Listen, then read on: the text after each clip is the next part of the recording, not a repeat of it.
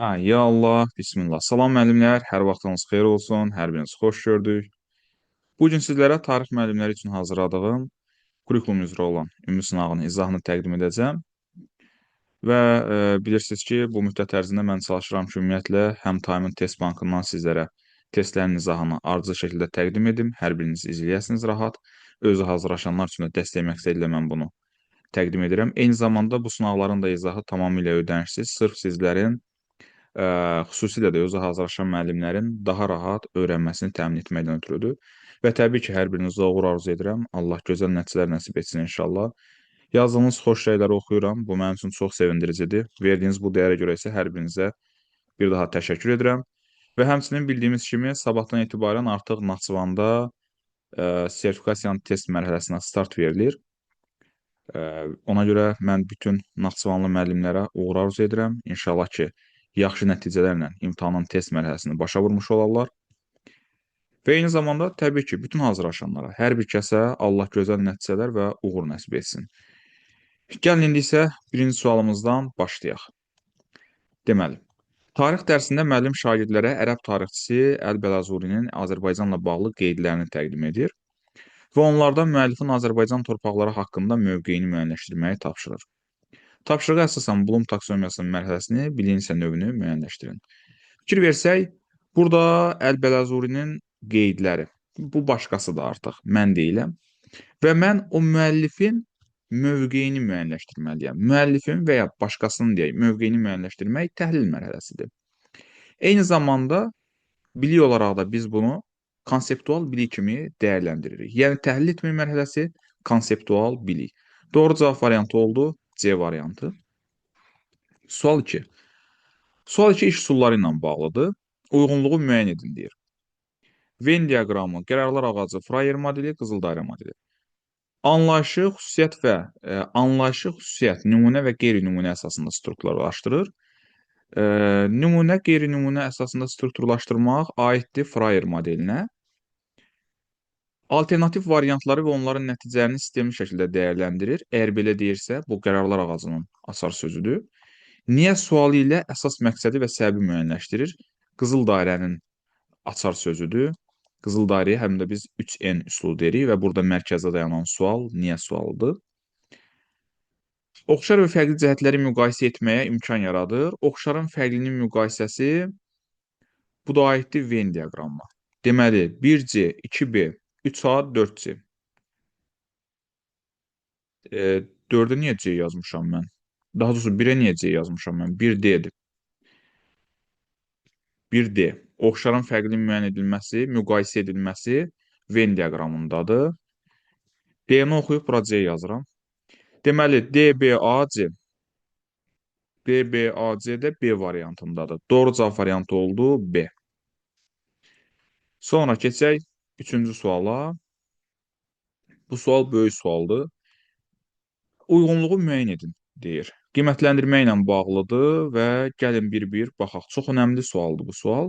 Uyğunluq dedikdə doğru fikrə əgər doğru yazırlarsa biz razılaşırıq və ya yanlışa yanlış yazırlarsa uyğun kimi götürürük. Baxaq, sonra keçərik 4-cüyə baxarıq. Şagirdin fənn üzrə mövcud zəruri bilik və bacarıqlarının hansı səviyyədə olmasını, tədris prosesində qarşılaşdığı problemləri və öyrənmə xüsusiyyətlərini müəyyənləşdirməkdir.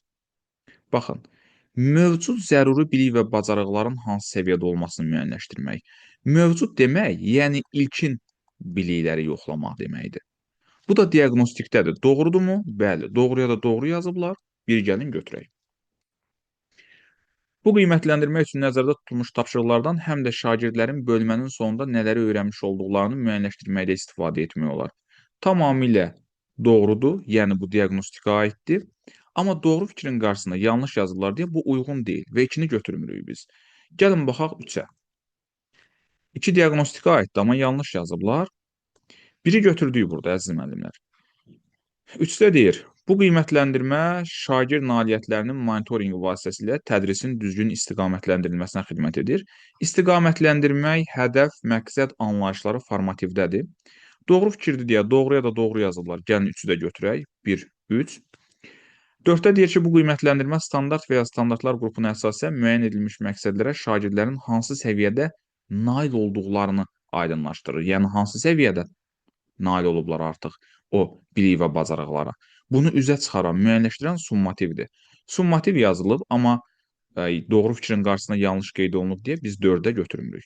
Deməli, uyğunluq 1 və 3-də gözlənildi E variantı. Gəlin keçək növbəti suala. Müəllim-şagird münasibəti ilə bağlı hansı fikir yanlışdır? Yuxarı sinif şagirdləri ilə aşağı siniflərdən tanış olmaq effektiv mühitin formalaşması üçün daha məqsədə uyğundur. Razıyıq, bəli, doğru fikirdir. İnformasiyanın şagirdlərə çatdırılma formasının bu informasiyanın qavranılmasında rolu minimaldır. Hə, bu yanlışdır.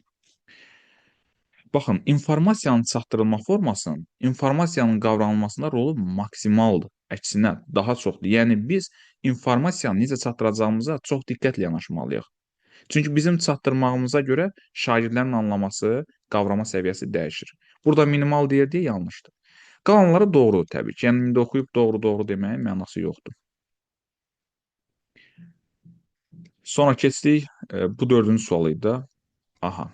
Keçik 5-ci suala. Sual 5. Müəllim Səfəvi dövlətini tədris edərkən şagirdlərə xəritə üzərindən dövlətin ərazisini müəyyənləşdirməyi, daha sonra Şah 1-ci İsmayılın fəaliyyəti və bu dövrdə saray mədəniyyətinin inkişafı haqqında məlumatlar toplamağı tapşırır. Tapşırıq inteqrasiyanın hansı növünü özündə əks etdirir? Gəlin baxaq. Burada inteqrasiya ilə bağlı sualdır. Dövlət məzmun xətti var. Dövlətlə bağlı məlumatlar verir. Eyni zamanda həmin dövrün saray mədəniyyətinin məlumatları da var burada. Mədəniyyət və dövlət məzmun xəttlərinin əlaqəsi var deyə bir fənnin daxilində müxtəlif məzmun xəttlərinin əlaqəsi fəndaxili inteqrasiyadan xəbər verir. Eyni zamanda üfüqi formasından. Onunla yanaşı Şah 1-ci İsmayılın fəaliyyəti haqqında bu məlumatları dedik artıq, fəndaxili var. Xəritə üzərində məlumatları, dövləti tapmaq var, dövlətin ərazisini müəyyənləşdirmək var. Burada xəritə anlayışı və ya xəritə üzərində işləmək bizdən coğrafiya ilə bağlı bilik və bacarıqlar tələb edir. O baxımdan eyni zamanda burada fənlərarası da var. Deməli, fəndaxili var, dövlət mədəniyyət məzmun xəttlərinin əlaqəsi. Xəritə üzərində işləmək də ayrıca bir bacarıqdır əslində. Bu da coğrafiya ilə bağlı bilik və bacarıqlar tələb edir deyə fənlərarası da var. Fəndaxili, fənlərarası burada doğru variantdır, yəni E variantı. 6-cı sual. İnteraktiv təlimin xüsusiyyəti hesab edilmir. Müəllim mərkəzi yanaşmanı əsas götürülməz. Cavab A variantıdır. İnteraktiv təlim şagird mərkəzlidir. Yaradıcılığı sevir. Yəni, yaradıcı bir mühiti sevir. Birgə fəaliyyəti sevir. Qarşılıqlı əlaqəni sevir. A variantından başqa. Sonra, gəlin baxaq sual 7-yə. Valideyn hər dəfə övladını məktəbdən götürməyə gecikir. Bu sizə mane olur. Çünki hər dəfə şagirdi gözləməli və evə gec getməli olursunuz. Belə situasiyada problemi necə həll etsəniz effektiv olar? A-da deyir ki, valideyni heç nə demədən şagirdlə birlikdə gözləməyə davam edirsiniz. Bu cavabı çıxdıq. Hər dəfə övladını götürməyə gecikir. Yəni, bu da mənə mane olursa, artıq A variantı doğru yanaşma deyil. Effektiv cavabı istəyir bizdən. Narazılığını şagirdə bildirin ki, evdə valideyn nə desin, bu tamamilə yanlışdır. Valideynin davranışı barədə məktəb rəhbərliyinə məlumat verin, ölçü götürülməsini istəyin.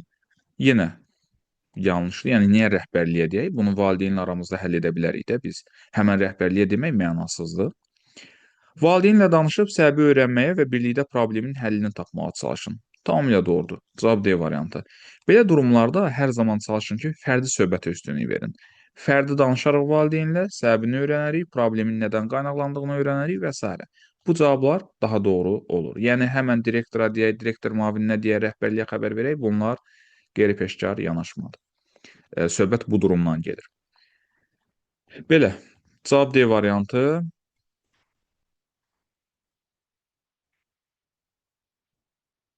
Cavab D variantı. D. Sonra. Bəzən yorğunluqdan variantı oxuyuram, izahını da edirəm. Məsələn, D variantıdır. Deyirəm, cavab C variantı keçirəm. Yəni, burada izahı onsuz da verirəm. Deyirəm ki, D variantıdır.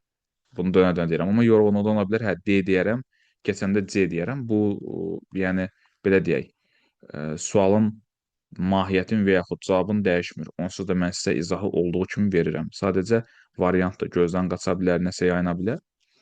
Gəldik 8-ci suala. Əgər komanda yoldaşınızın təklif etdiyi həll məqsədə uyğun deyilsə, nə edərsən? Burada deyir hansı cavab əməkdaşlığın yüksək olduğunu göstərir. Mən münasibətlərin pozulmamasını əsas tutaraq yoldaşımı dəstəkləyərdim. Çıxdı. Yəni deyir ki, məqsədə uyğun deyilsə nə edərsən? Bu doğru yanaşma deyil. Deyir münasibət pozulmasın deyə dəstəkləyərdim. Nəzakətlə fikrimi bildirər, alternativ həllər təklif edərdim. Bəli, cavab B variantıdır burada. Ən doğru seçim budur. Fikrimi bildirərdim nəzakətli şəkildə, həm də alternativ həllər təklif edərdim. C-də deyir müstəqil şəkildə həll edərdim, çıxdı. D-də deyir komanda toplantısı ilə üzvləri bu fikrin yanlış olduğuna inandırardım. Tamamilə çıxdı. Yanlışda, yəni bunlara biz oturub üzərində heç izah verməliyik nəsə yoxdur. Yoldaşımın fikrinin səhv olduğunu faktlarla sübut edərdim. Orada artıq deməli mənim məqsədim yoldaşımı səhv çıxarmaqdır. Bu da doğru deyil. Ən gözəl versiya burada nəzakətlə rəftar edərdim. Axı deyir, əməkdaşlıq bacarığının yüksək olduğunu hansı variantda görə bilərik? Təbii ki, nəzakətli rəftar edirəmsə, deməli daha yaxşı əməkdaşam mən. B variantı. Və alternativ həllər təklif edirəm. 9-cu sual. Dərsə gecikən şagird səssizcə sinifə daxil olur, yerinə keçib dərsə qoşulur. Müəllim dərsdən sonra həmin şagirdlə fərdi söhbət edir. Bu situasiya ilə bağlı hansı fikir doğrudur? Müəllim davranışa dərhal dərs zamanı reaksiya verməli idi.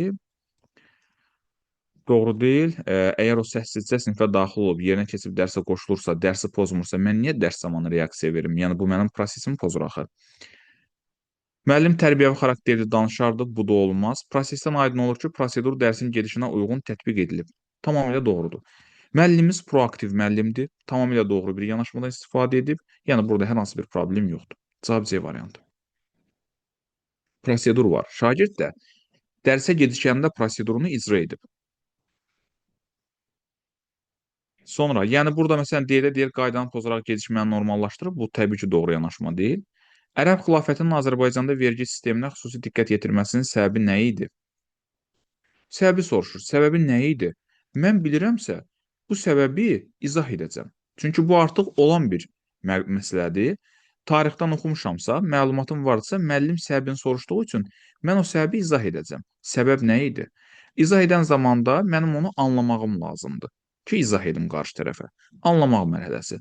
Cavab A variantı oldu. Belə müəllimlər, sizlərdən xahişim odur ki, videonu bəyənək zəhmət olmasa, dəyərli fikirlərimizi yazmağı unutmayaq, eyni zamanda paylaşmağı da unutmayaq. Sağ olun, Allah'a əmanət qalın.